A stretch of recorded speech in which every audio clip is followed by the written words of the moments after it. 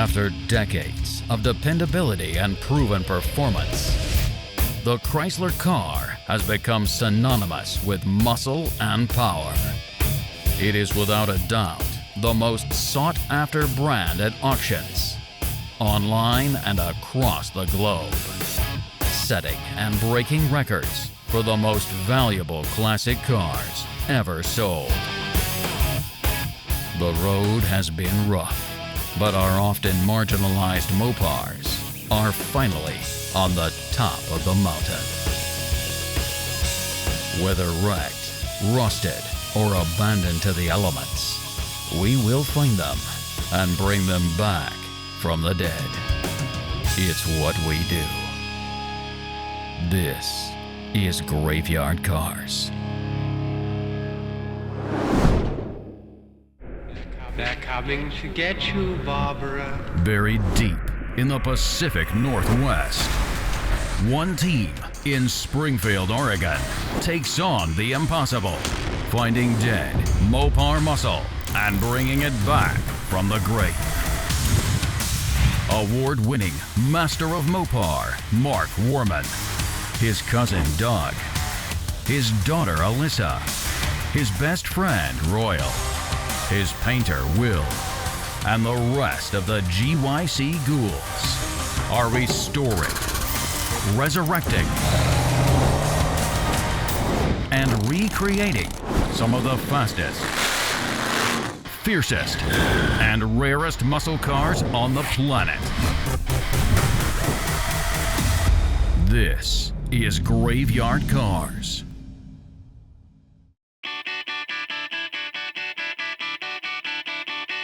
For those of you who are big fans of Graveyard Carz, you'll remember a few seasons ago we had a 1958 Plymouth Fury come out for a visit. This car belonged to a gentleman named Bill. It was all tricked out. It had the power windows. It had the seat that moved automatically. When he brought that car out and we crawled all over it and had some fun with it, I realized that I really wanted to do one of those cars someday. Now, Bill's car was a really nice replica of the movie car, right down to the 350 Golden Commando engine. When that car came out and it rolled into the assembly shop, I'll tell you, I just instantly fell in love. It's a beautiful car, right? It was beautiful. It was the inspiration down the road for me to build Christine for the SEMA show. But having that car out and all the fun we had with it, I even got Royal, if you guys want to roll back, and poor old Royal, he excremented himself because he didn't know that I had it all controlled with remote control. He thought somebody was actually, the ghost was driving the car. Come on, Royal, you're smarter than that. Hey, roll down your window. Check them out. Okay, that's weird. Yeah, that's weird. We had Christine, the mayor of Springfield, out. That was a lot of fun. Got some really cool photographs with her. The interesting thing here, and bear with me as we rehash a few things here, a lot of the car was built from the leftover parts from the movie Cars. So no, it wasn't ever a screen car, but a lot of the parts that are on the car were on cars that were screen cars. And what better tribute could one ask for a Christine? Because remember when Arnie was out in the scrap pile and Darnell comes up and says, well, I told you could use some of the parts in my scrap pile. I didn't say you could build the whole, and he uses a bad word, thing out of it. So you're getting the parts now. Told very clearly by Darnell that he could have those parts. And then, yeah, and there he is, the hater. And then Arnie says, well, what do you care? You're not using it. Hey! Hey! He gets all crazy. So what's the next question now? So I think it's time for me to address the elephant in the room. So now, if we fast forward a few years to SEMA, I think it was 2018, when Mopar introduced the 1,000 horsepower Hellephant. Introducing another first for Mopar. Plug and play, 1,000 horsepower, Mopar 426 supercharged Hellephant crate Hemi engine. What was really cool is after we premiered the engine, started it, I had no idea this was going to happen, but they presented me with the engine. They gave it to me. And Mark, since you're a good friend of Mopar and a good friend of Pietro, I'm going to consider you a friend of mine, and by the way, that engine's yours. You can use it in one of your project cars coming up. How about that? Are you serious? I'm serious. So if you see me looking a little bit off kilter for the ice tray, that's why. That was real. I had no idea. The year before, they gave me the Mopar Brand Ambassador Award, and I was, that one probably even affected me more because that's a lifetime achievement type thing. So It is the 2017 Mopar Brand Advocate Award. Congratulations. That's why I probably have the only one in the world that's ever been given out. Not the point, but something that should be noted. It's a little humbling when you're up on stage and the president of Mopar brings out an award and announces that you are the very first brand ambassador to Mopar. So it doesn't mean I'm any different, right? I still put my pants on one leg at a time. You know, I don't know why we're still talking about the same damn Mopar award. It's a beautiful award, and hands down, Mark has earned it. I will never take that away from him. But it's a plaque. This doesn't make me smarter than everybody else or funnier. Well, already probably funnier because I'm a natural comedian, but is what it is, you know. You don't let stuff like that go to your head. Just a guy doing his job. Mark got the award, that's great, but Richard Rawlings, when Gas Monkey would be on TV, he got a new truck every season. Piece of plastic, $80,000 truck. You see what I'm getting at? Some of the guys backstage were giving me a hard time that, you know, I kind of choked up when they gave me the Mopar Brand Ambassador Award. And, I just had something in my eye up there. Yeah. Did you get a little choked It's a up? lot of stuff in. No. I didn't choke up. Okay, have you ever been to Las Vegas? It's really dry, right? So it's like so dry. I'm used to Oregon where it's completely wet, and my eyes dried out. And because they do, your water, it doesn't matter. Just, what's the next question? The whole idea behind giving me this experimental 1,000 horsepower all aluminum engine was that I had to put it in something fitting, something that would represent the world's most evil engine, thus Christine. I was on the way back driving from SEMA, and I got to thinking about what am I going to put in, what am I going to put it in, and it just hit me. I'm going to put it in the 58 Fury, and I'm going to do a tribute to the Christine movie car. World's most evil car, world's most evil engine. You know, as soon as I got back from SEMA, the first thing I did was sit down, made some phone calls, and tried to find a 58 Belvedere, Fury, anything that I could make look like the car from Christine. I got a lead on one in Pennsylvania. Real nice fella. So we made the deal, I bought that car. That's kind of older material. If you go back and watch some of the earlier episodes, which are all available on YouTube for free, be sure to subscribe. You'll see where I bought that car, brought it out here. I knew it was a rough car. Maybe it was a little bit rougher, had a lot of problems. You're gonna see a lot more. You're gonna learn a lot more like I did. I learned a ton on that car. We're gonna walk you through a lot of stages that you haven't seen before, all leading up to the grand reveal of this amazing car.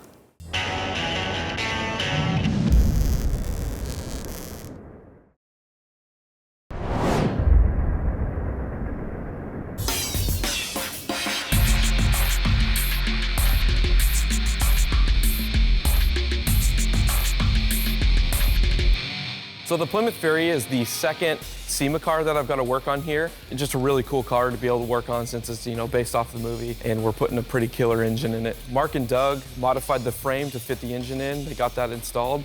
So then I was able to be a part of uniting the body to the frame.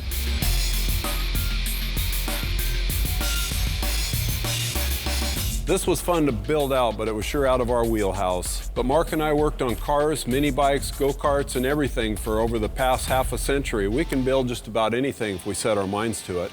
Once Will had all the paint work done and we had it set back down on the frame, the fun stuff could start. The reassembly, the final assembly of Christine. All I remember about that whole thing was we had like 90 days to finish the car, and we really just got started on it. So it was suicide shifts back to back around the clock. We were working outside in the cold, working outside in the freezing, getting things ready. We were so jammed in the shop, none of us could work during the day on it because we had customer cars that had to be done. So we worked our butts off to get that thing done. You know, Christine was just a nightmare. We're not familiar with the car, so it's out of our wheelhouse. We can do it, it just takes time. Mark doesn't give us that time. So at this point, you know, we got the headliner that Larry's installing. I'm trying to get the paint buffed. It's like an all hands on deck. And nobody really knows what's going on because we don't know how to put the damn car together in a time crunch. It was all hands on deck. Will was buffing the car. Mark and I were working on all the trim. Justin and Alyssa were doing the wiring. Larry was working on the headliner.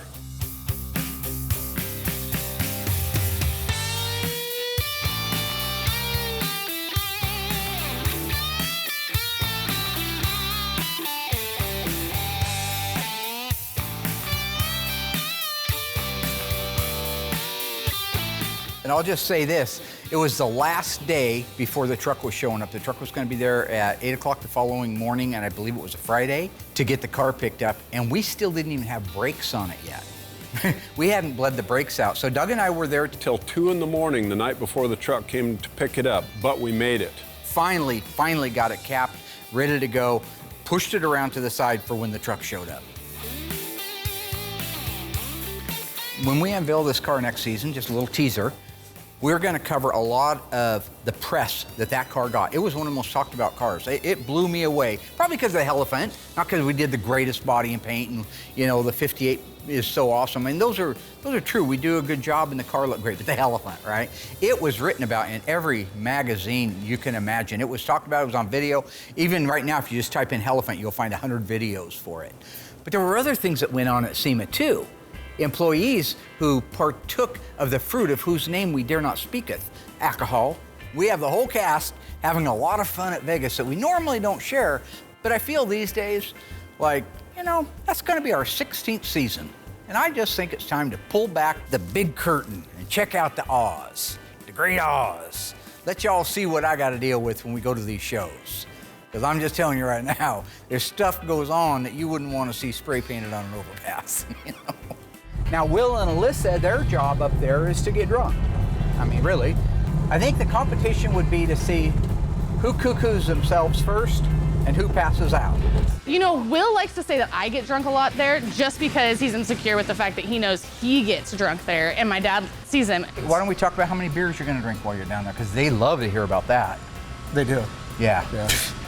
Drunk. Good comeback. Yeah. Yeah, you are. Why the constant drinking at these shows? What are you talking I'm talking about that every single time I saw you or Will, you had a drink in your hand. You started out not trying to hide it. Then nobody's that dehydrated. You know, after SEMA was over, I got back to the shop and just started working on other cars. And I think it was a few weeks after that the actual SEMA show aired on Motor Trend, that episode. And it was after that I got a call from a really nice couple, Brian and Amy. They have some movie cars in their collection. They have a really nice Bandit and they have a really nice General Lee, and really has got a lot of cars. But he's trying to collect some of his favorite movie cars from when he was growing up, which I get that. He was in love with the car. His brother or brother-in-law, I don't remember now, has a bunch of the 58 Plymouth, so he already loves the style anyway, but the Christine absolutely loved it. Now, what's interesting, he didn't want the Hellephant. He didn't want it. He felt like this car was going to be a driver for him and his wife, that it needed to be, you know, just a dependable, normal car. 350 Golden Commando basically is a 383, a couple of dual fours on there, electronic ignition, you've got a driver.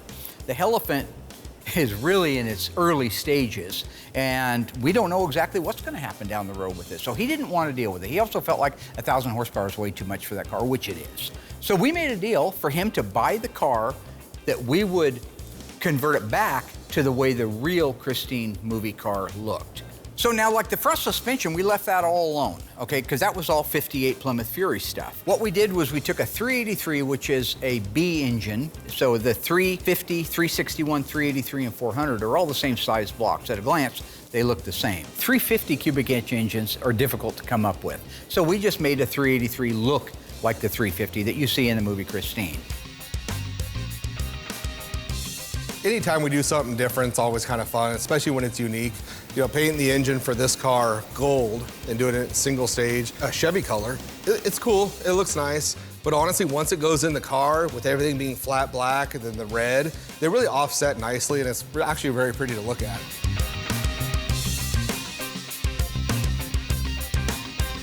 Since day one of Graveyard Carz, I've shared with my audience that our philosophy is to take your time and do the very best job you can do, because there are certain things that will fail if you rush them. We did a whole episode about how plastic filler Bondo got a bad name because it was put on too thick, it was put on in the wrong environment, it had problems underneath it before they ever put the Bondo on. Well, this Christine was pretty much that situation. Unfortunately, is what happened was our mud guy sculpted the quarter panels out of Bondo. We just had 90 days to build the car. So instead of straightening sheet metal like we normally would and getting it really, really close. So you just had a thin layer of filler. We just packed the mud on it. That thing had a lot of mud. Now, this is only on the quarters. The doors and the fenders and the hood, they were so beautiful anyway, they hardly had any. But remember, we had to put the whole bottom half of that car on. So when you do that, you tend to shrink the metal, and that metal shrinks into a certain point.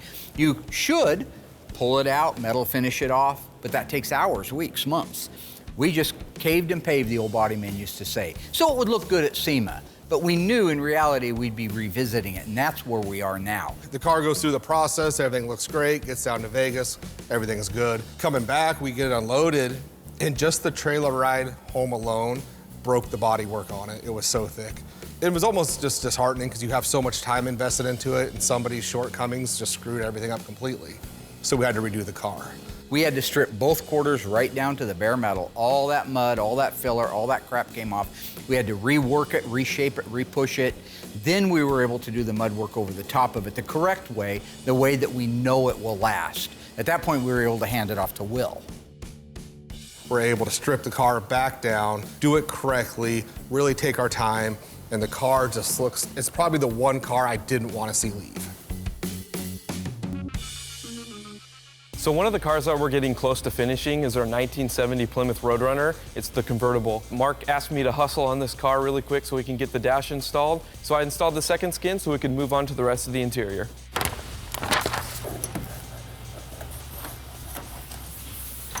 It's one of the tools they give us. It's pretty handy. You can, flatten, roll it out, and then you just use the butt end of it and press it into the indentions in the floor. Pretty awesome tool. These spots on the floor right here are always the trickiest because you got all those divots and crazy bends in the floor. So on this one, you got to make a few relief cuts. You don't want to dig your knife into the floor, but just making it look like a good cut, not like, just hacking this thing all up. You want to make it look intentional and not just going all over the place just to make the stuff sit down.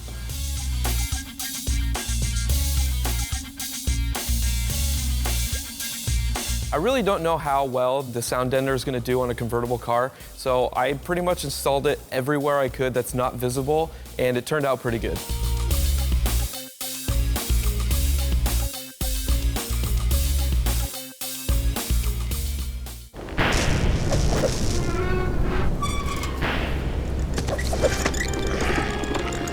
In a previous season of Graveyard Carz, we restored this absolutely stunning 1970 Plymouth Roadrunner in Alpine White. We converted it to a crate Hemi engine. Which crate Hemi did we install in it? Was it the 392, the Hellcat, the Hellephant? If you think you remember this episode, shout out the answer. Stay tuned after the break. I'll let you know how your memory is.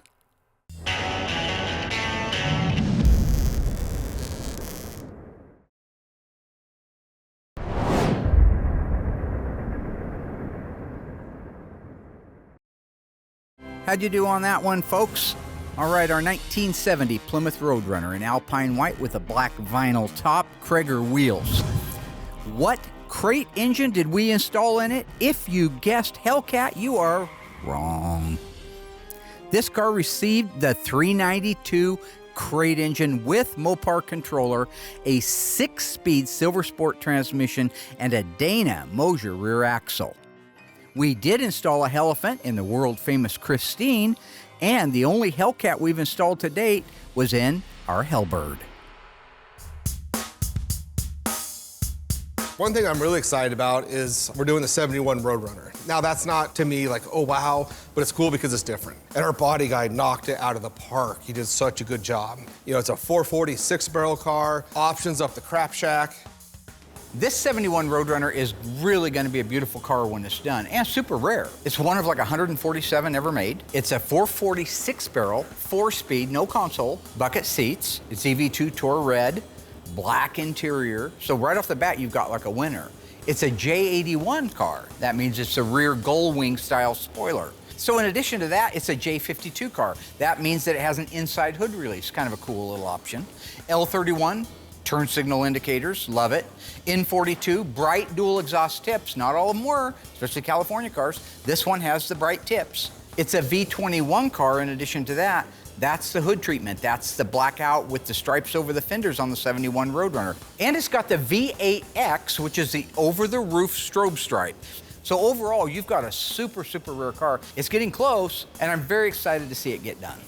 The color, I know it's old, it gets redundant. It is orange. I got that color dialed in. Because I'm so good with this color, I do it all in parts and pieces, different stages. Start with the engine compartment, get that knocked out, get a lot of my jam work done. Then that way I can jump right over to the body. The color that lays out looks amazing, so by the time I hit it with clear coat, it just brings it all to life.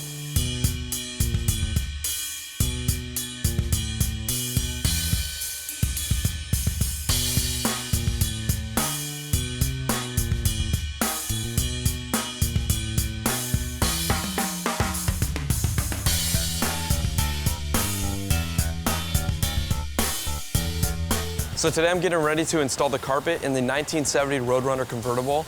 We get our carpet from ECS. They send it to us in a nice flat box. So this stuff, after it's been formed, it has not been rolled up and shoved in a box. It's laid out flat, so when I put it in the car, steam it out a little bit, make my cuts, and then this carpet is installed.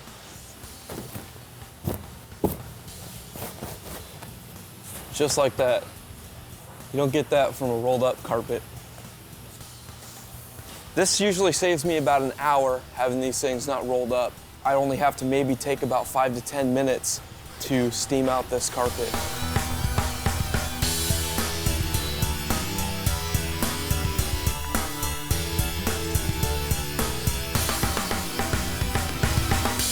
Mark doing something again.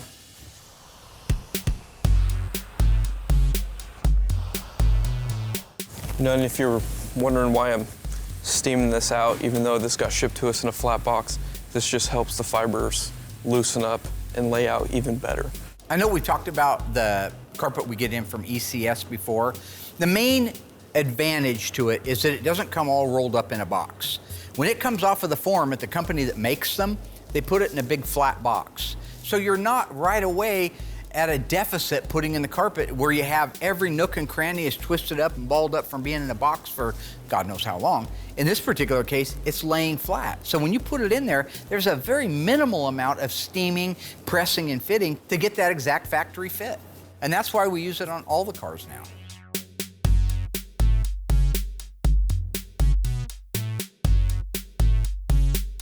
So once we had all the body work done, we were able to get it primered on Christine. Let it sit for a couple weeks, because again, there is no deadline, so it's really nice. Then at that point, I'm able to grab the GM Spectre Red, gorgeous color. I'm able to start getting the paint job going on that, and it's probably hands down the prettiest red I've ever shot in my life. And because I'm such a nice, generous guy, I'll even tell you the toners and how great these toners are that make such a beautiful color. The first toner in a formula is always the largest. It's a scarlet red. It's really just an outstanding red where it's darker, but these other toners I'm gonna tell you is what brings it all together. The second one, I don't even know how to pronounce it. It's like a Monstral red, which is another gorgeous red. Both these reds are just the prettiest reds we have. And then we drop into a Quindo Violet, followed by strong yellow oxide, and then just a little bit of the strong white.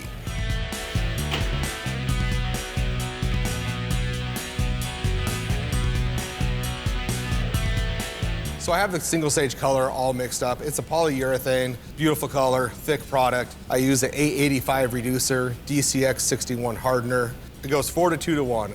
4 parts color, 2 parts reducer, 1 part hardener. It's at the booth temp at about 65 to 70, and that way it just ensures it lays out beautiful.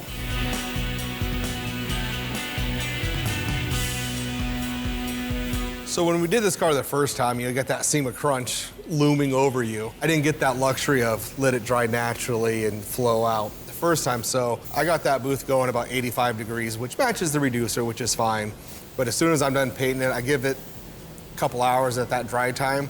Then I kick the booth up to about 130 degrees, because we gotta hurry up, get it dry, to get it buffed, to get it put together, to get to Vegas.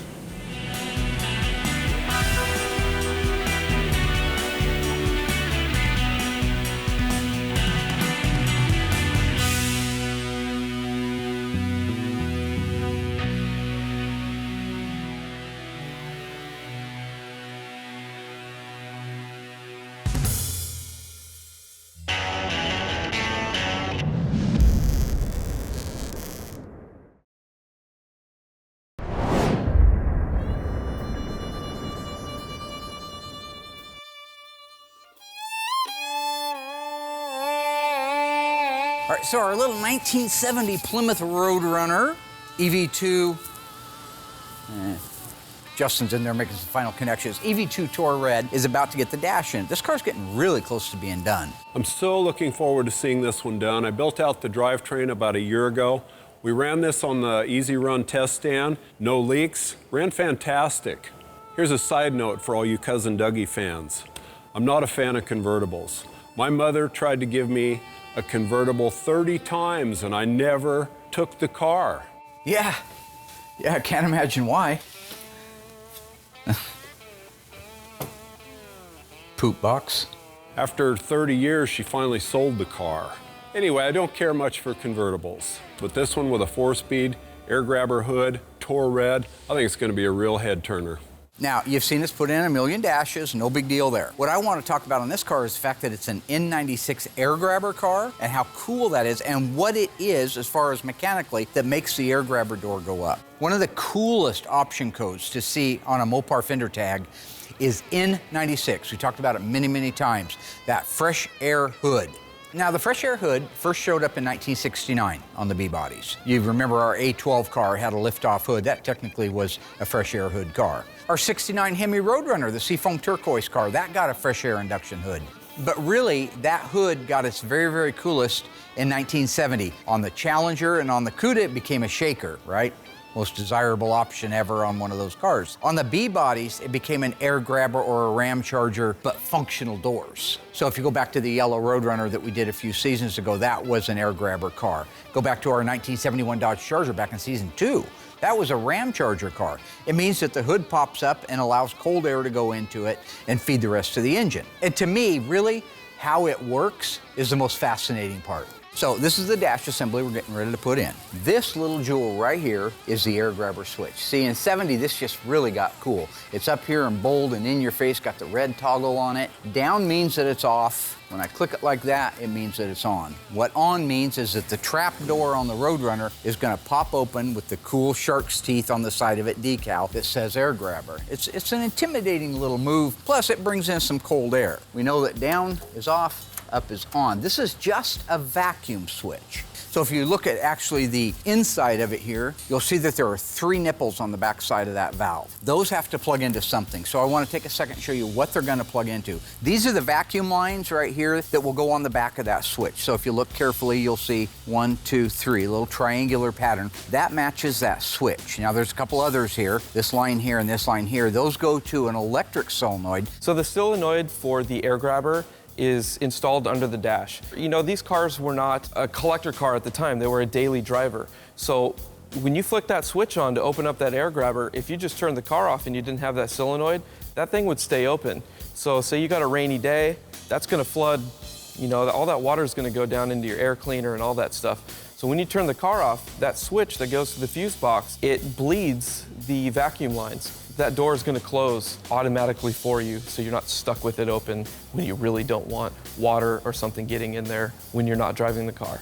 That this was the connection I was talking about. And these hoses go through here, all the way through the firewall. There's a grommet on the other side. And then they follow up the hood. One source gets vacuum off of the engine, the other one goes up to the servo or the actuator that makes that door go up and down. You about ready over there? Yeah, I'm good to go. Good job. It's gonna be a nice car done. All right, we're gonna put a dash in. Now, when I get that dash in there, we have a vacuum simulator, right? Yeah. I wanna show you exactly how that thing works because it's super cool. If you haven't seen a 70 air grabber function before, you just haven't lived. Oh, Drapula. I call him Drapula. And Frankenstein, and I think Wolfman is on there. Who else is on there? Bride? I'd do the Bride. Oh, no. The 69 Charger we bought up in Gaston, Oregon, it really didn't take too long to finish the final assembly on. We had to remove the drivetrain and detail it correctly, and that's really all I had to do on that car. Now this is really cool. So you guys remember the 69 Dodge Charger RT that Doug and I went up to Gaston, Oregon and bought and drug back. It had the body and paint work done, it had the engine done, transmission done, but really it needed some correcting, some cleaning up, and then it needed final assembly. Well, we finally finished that. I was on the phone one day talking to Brian that bought the 58 Plymouth Fury, and I was telling him about the car. That was a really nice car, and I was getting ready to put it on eBay. He was looking for a 69 Charger at the time for his wife, Amy. So we just talked for a while. I told him about the car, so we didn't restore it, you know. So it may not be exactly up to our normal standards, but it's a damn nice car. And it could be a pretty fair price. So at the end of the day, we made a deal. He bought the car, and it's going home to him.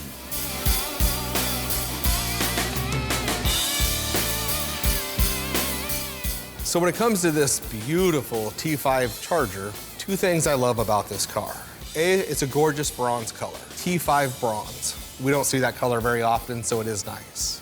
B, I didn't have to paint the car. It was already done. That means no silliness in the booth from ice tray or ice poop or whatever he calls himself now. I don't know, but I didn't have to deal with anything. So I had nothing to do with this car, and it was another car out the door. Ice poop.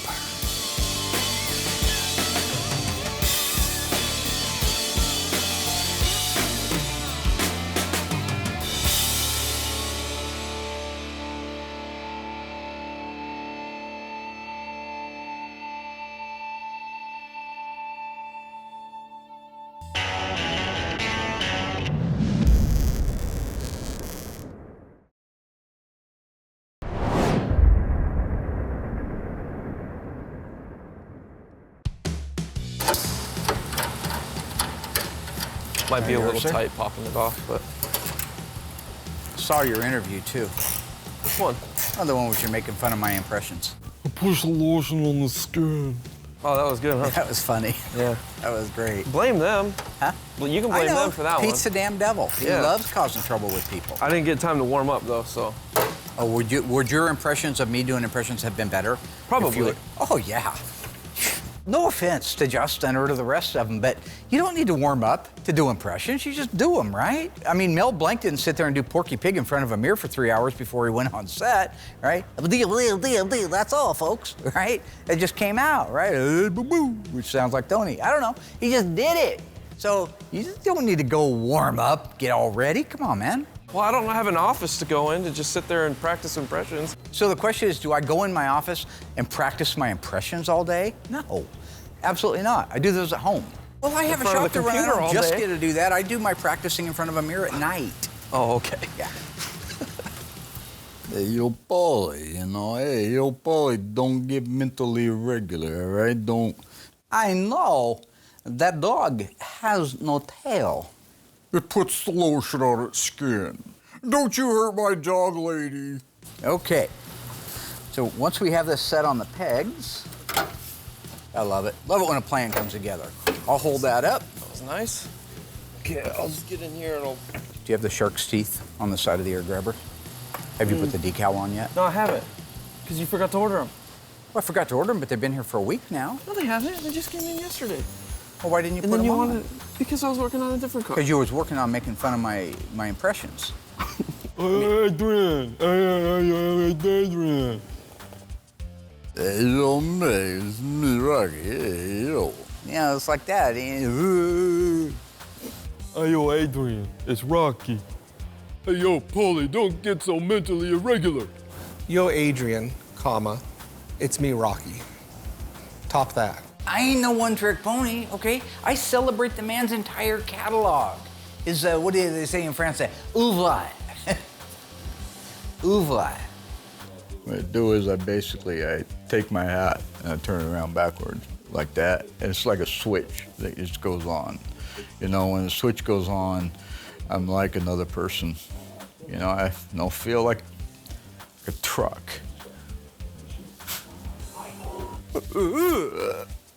Now, sometimes I get a little carried away and I do that. Now that Mark is done going down Rocky Lane, we can actually get this dash rolled up into place and make our final connections. Remember in Jaws? I'm not gonna remember that one either. You didn't see Jaws? I've seen it.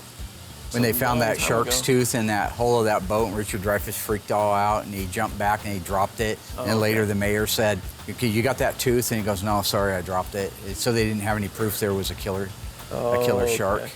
Yeah. And then Shark Week's over.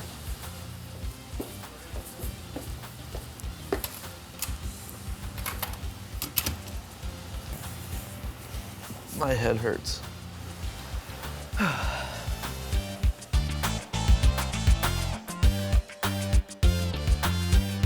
So with the dash in place and all the final connections made, I instructed Justin to go ahead and put the shark's teeth on the side of the air grabber door so I could show you exactly how everything works.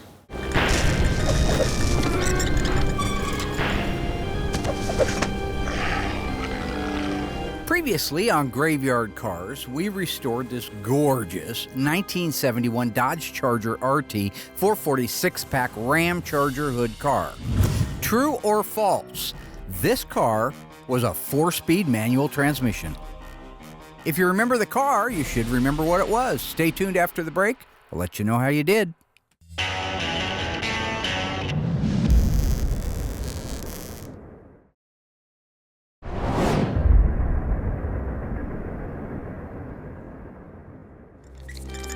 All right, ghouls, how did we do on that one? Our gorgeous 1971 Dodge Charger RT 446-pack. True or false? That car was a 4-speed manual transmission. If you said that is true, you are dead wrong, my friend, and you didn't watch the show. You should go over to YouTube and catch it because all the old episodes are there. Our car was an automatic transmission, making it one of only 98 built. Had it been a 4-speed car, it would have been one of 80 built with a 446-pack and a 4-speed. Our car was a triple green car, green top, green paint, green interior. Who's that handsome devil? Look at that. That's a Trey, man. Ha ha. That's Super Trey. Driving down the road to Springfield like everything's everything. Ha ha.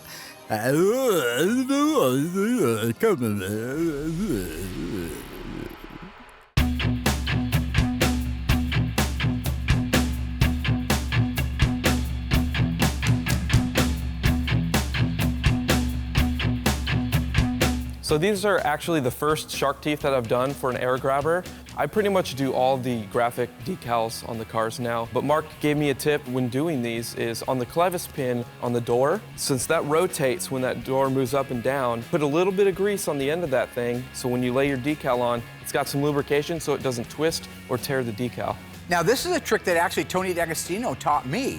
Is when I did the decals on the 71 Dodge Charger air grabber door, I just put them on there. They're hard to do because they're up inside there. The thing is, they say, why don't you do it when the door's off? You can't. The clevis pin that it pivots on goes under the decal. So if you put that decal right over that clevis pin, it rotates. What's going to happen is it's going to tear a little hole. If you go look at all the factory original ones, they all have a hole where it grabs that decal and turns it. And you say, okay, that's fine. So Tony tells me, put a little dab of grease right there where it's at, where it pivots. That's cool. I didn't realize these had the reflective backing on it.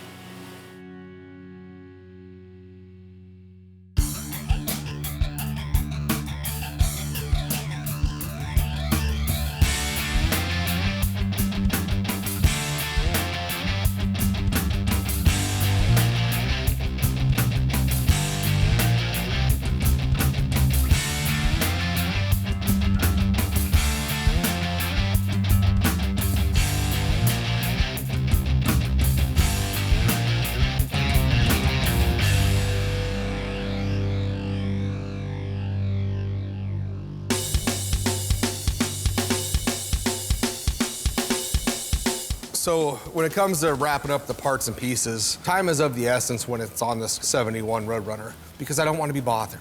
I don't want silliness. The longer I'm in the booth, the more opportunity Mark has to irritate me. So at this point, I have all the bolt-on stuff in the booth ready to go. I'm able to get in there, get it painted, get it done, get it out of the booth, get it cut and buffed and put on the car, and it adds years to my life.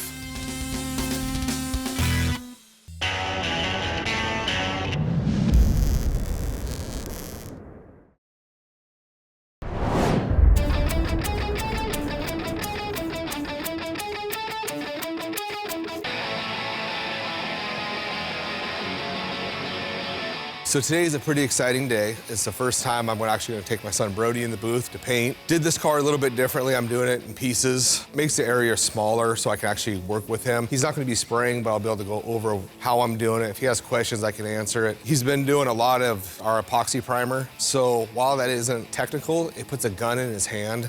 So he's been spraying a ton of primer for the past few months. So this will be the first time we get to go in there, go through the process, show him what I'm doing.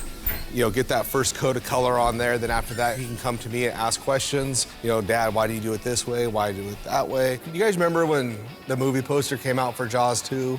Just when you think it's safe to go back in the water? Yeah.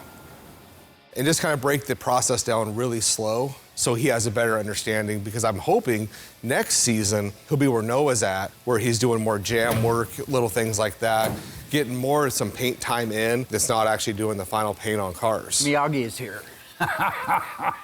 Mr. Miyagi. When he fixed his shoulder after Johnny swept the knee, you had to do the crane. You getting ready So to at this teach him? point, No. You getting ready to teach him how to do stuff like I did you 25 years ago? Right? so yeah. Yeah, no, that's good. I know. That's good. Hey, all right. Talking Miyagi, man. Dojo. Miyagi Dojo. Wax on, you know what I'm saying? So at this point, we're getting ready to head in the booth. Look like Kenny G. So let's just be clear on this. Kenny G is not the father of Brody William Scott. They have similar hair, I get that. I don't even know if Brody's looked this up yet. Do you know who that is? Nope. No, I'm a little too young for that. But he's not the father. So with Brody being on board now and coming to work every day, he can see what I've spent the past 30 years dealing with working with Mark. So at this point, we got the paint ready to go. Will ate some raw oysters at the coast this weekend and crapped his pants. Well, I'm 60 years old. Mark is 59. I've known him my whole life. That's half a century of crazy.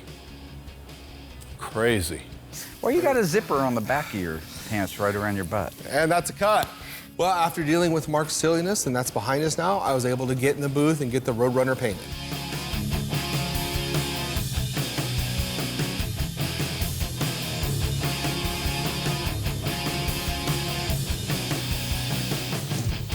The car as a whole, there's a lot of surface to cover. So we're looking at 4 gallons sprayable of material. That's just color, on top of doing 3 coats of clear. So while I did it all apart, made it quick and easy, it's a lot of surface area to cover.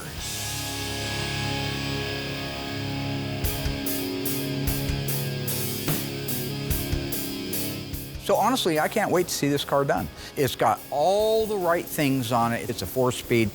I think it'll be a stunning example of what we can do, especially when you look back at what it looked like when it came in. That's Graveyard Carz.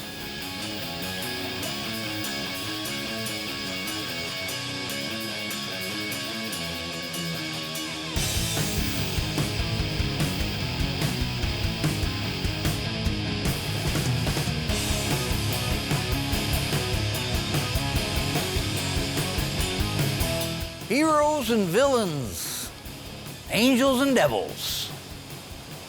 If you didn't have Mark Worman, you'd have to invent him. And that's Don King, Made in America, 1997 movie. Remember, he cheated Muhammad Ali out of a bunch of money and stuff? The bad guy.